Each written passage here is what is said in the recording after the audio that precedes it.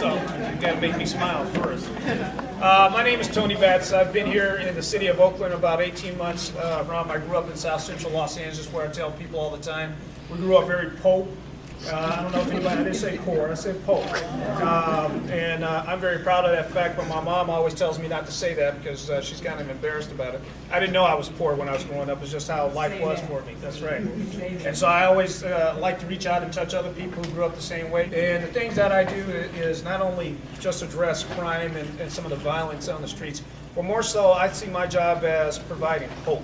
I'm not looking for, nor have I came into this job to put people behind bars. I came into this job to try to change and shift things and to make sure that people have a path to succeed.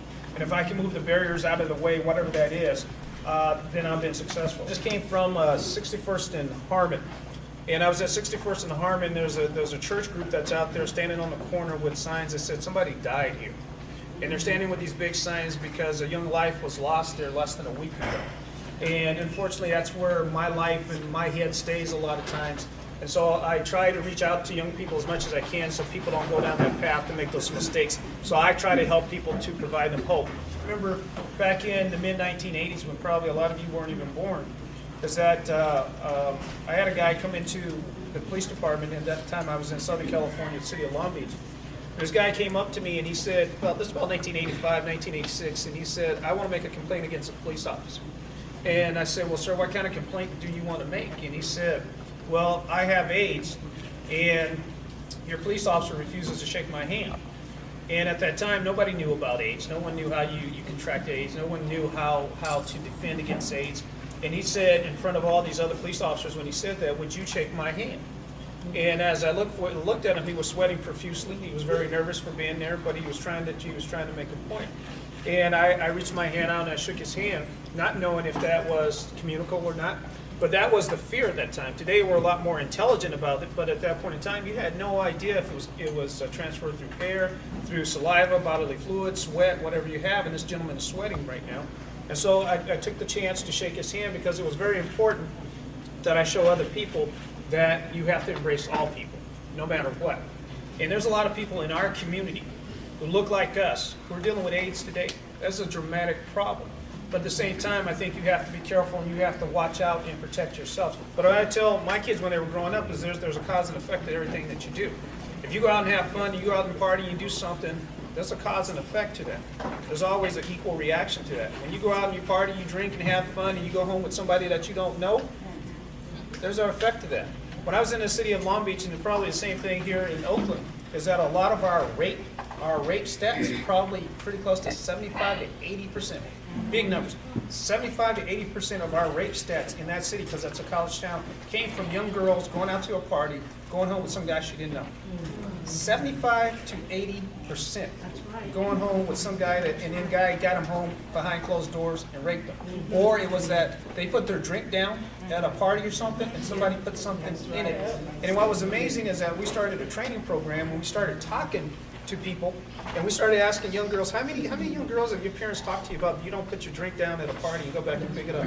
I didn't know, and it was amazing how many people hadn't gotten basic information, and they thought that if you went out to a party and hang out, that everybody was just going to party, nobody's going to put anything in your drink, that's not going to happen, that's just on TV, 75 to 80%.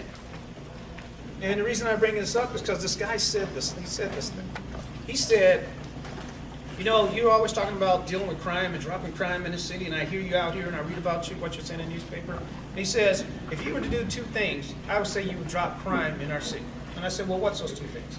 And he says, if you could take the liquor stores out of our city, out of our community, because that's a magnet, liquor sales, we don't have grocery stores, and that's a problem to replace. So he says, you take the liquor stores out of our community. Then he says, if you can stop young girls from having kids at a young age. And I'm like, you know, this guy's an OG. He's off of the street, and he's saying he's giving me this philosophy. And I didn't pay a whole lot of attention. I kept it in there, but I didn't pay a whole lot of attention to what he said. Years later, I'm reading an academic journal put out by somewhere like Stanford or Harvard. I forget which one it was, but I'm reading an academic journal.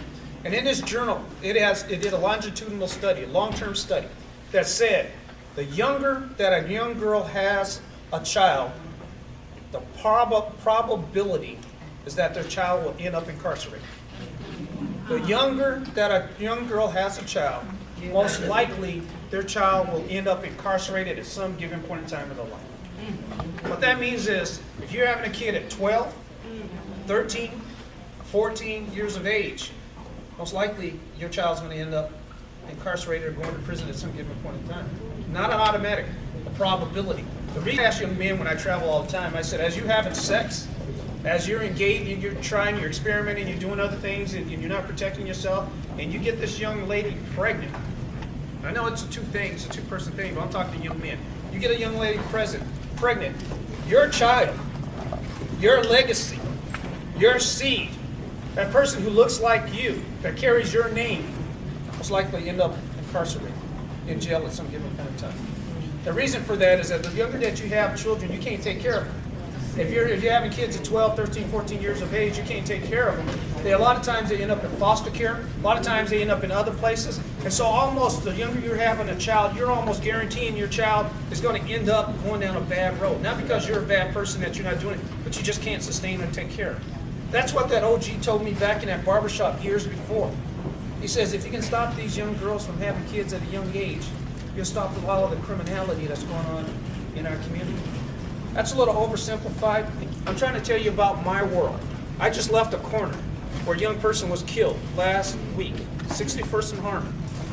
Because a lot of the things I'm talking about now have taken place years before. You guys sit here and you're going through this day, and I thank you for doing this, but the actions that you do today will have ramifications on little kids who look like you years down the road. So be very careful in the decisions that you make. Take care of yourself. I'm not here to preach. I love every face that's in here. I'm here to try to say, heads up. But those decisions are made by you. I won't be there when you're poverty. I won't be there when your boyfriend's putting pressure on you. I won't be there when the pregnancy takes place. That's all on you guys. But I wish you guys well. Be safe. Thank you for the time.